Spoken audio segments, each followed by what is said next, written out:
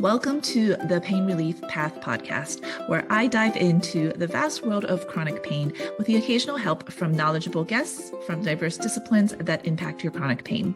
I am your host, Dr. Pan Zhang, physical therapist turned chronic pain coach.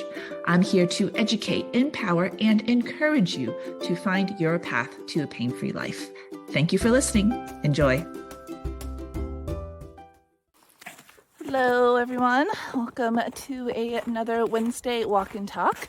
For those of you who haven't tuned in before, my name's Pan. I'm a chronic pain coach, and I help people with chronic pain find their lives again and make it so that their pain does not dictate how they think or feel or act.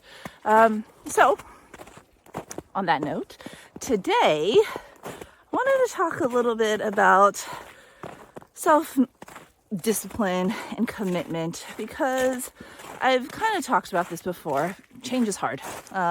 This is one of my previous episodes. If you guys want to check it out, go ahead and take a look a few episodes back. I'll link that below. But the main reason why change is hard, outside of, fear and anxiety, is really just committing to that change and really not just saying in your head, I'm going to commit to this, or saying in your heart that I'm going to commit to this, but truly taking the action to commit to change. I think that's definitely difficult for a lot of people. And honestly, this is something that I am trying to change in my life every day.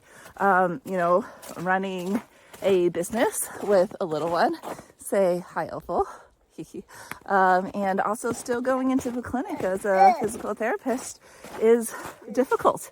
And some days, even though I am committed to helping more people change their lives and live the lives that they want, some days it's hard to make that happen. And one of the things that I have really fallen into, and I have seen my clients fall into this pattern before, is, they commit to change. They're super gung-ho for a week, a month, a couple months. And then they have 1 or 2 days that they either have a flare-up or maybe they just get really busy, life happens, and all of a sudden they're like, well, I was on such a roll before, and now I feel like I'm starting back at square one, right?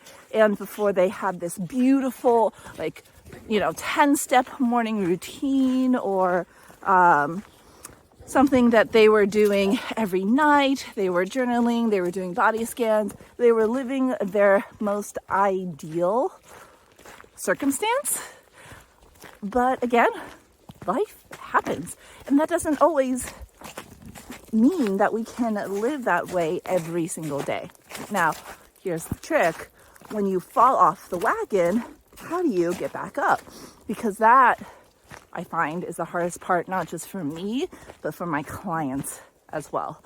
So one thing that I advise other people to do, and I do too, is take one thing. So have your ideal day. So this is a exercise that I have people go through, is their current average day and their perfect average day.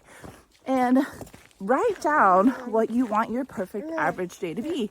Whether or not you're a routine person, maybe you can commit, or you really want to do, a 1-hour morning routine. And if that's the case, and you feel good when you do that, definitely write that down. That is your perfect average day. But what I would also encourage you to do is write down your minimum average day. Let's call it that. I like that. Your minimum average day, meaning when you have a flare-up, somebody's sleepy. When you have a flare-up, or if you are busy and life is starting to get in the way, what is the minimum amount that that you can commit to doing? Whether it is, if you are trying to hit a certain step goal, or whether it is that you are trying to modify your diet in a certain way, what is the smallest action that you can take that is still change, that is still not what is a part of your current average day routine right now?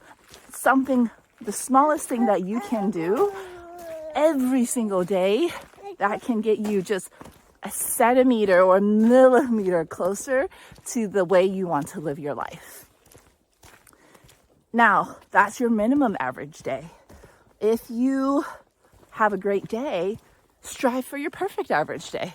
But if you have a crappy day and you just can't seem to get yourself to want to live your perfect average day, or you don't have the energy, or you're in the middle of a flare-up, and then kids, family obligations, things happen. Again, life happens. If you can live your minimum average day, that means you are still making progress towards your goal, and you're not falling off the wagon. It's really easy to not have to start back over again. It doesn't feel like you're starting from square one if you are doing just one thing.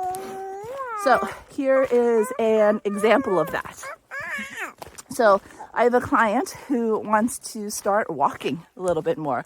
Her walking tolerance right now is very poor. She, at least how she thinks it is.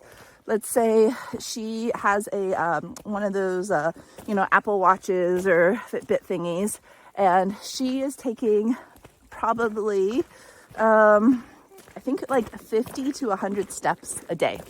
And she wants to be active. She's got kids, grown kids, but she's got grandkids that she wants to be able to be with and be able to interact with without flaring up, without feeling winded.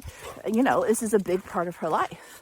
So what she is committing to do is, if her current average day step count is 50 steps or 100 steps a day, she is committing herself to do an extra 10 steps a day. So and I say an extra 10 steps and not putting an actual number on that, because as she's making progress, she is going from, 50 to 100 steps a day, anywhere in that range, to now she's potentially doing like 75 to 125. Every week she's getting better. So let's say her life gets in the way in a month.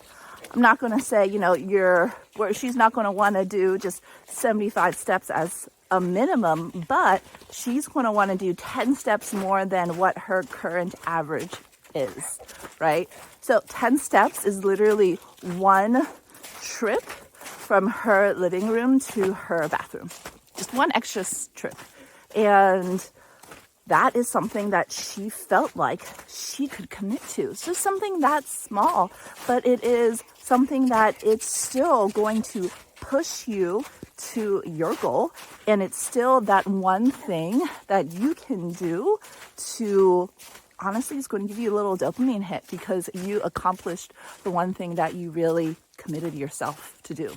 So give that a shot.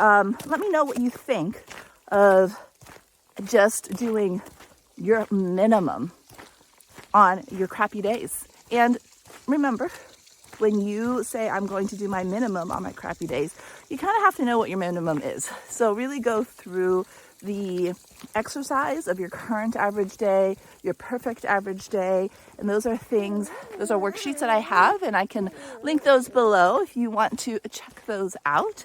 But basically write those out, go through that example and that exercise, and then write down your minimum average day. Again, this is a day that you are going to live when you're in the middle of a flare-up, but you are still committing yourself to change, right? So you are still going to do just one thing that is going to push you closer to your goal. So I'd love to hear from you guys and what you guys think of this exercise. And until next week, we will see you then. Feel free to message me on painreliefpath.com or shoot me a DM either on my Facebook page or my Instagram page. And again, all of those links are below. And hope you guys have a wonderful week. Bye.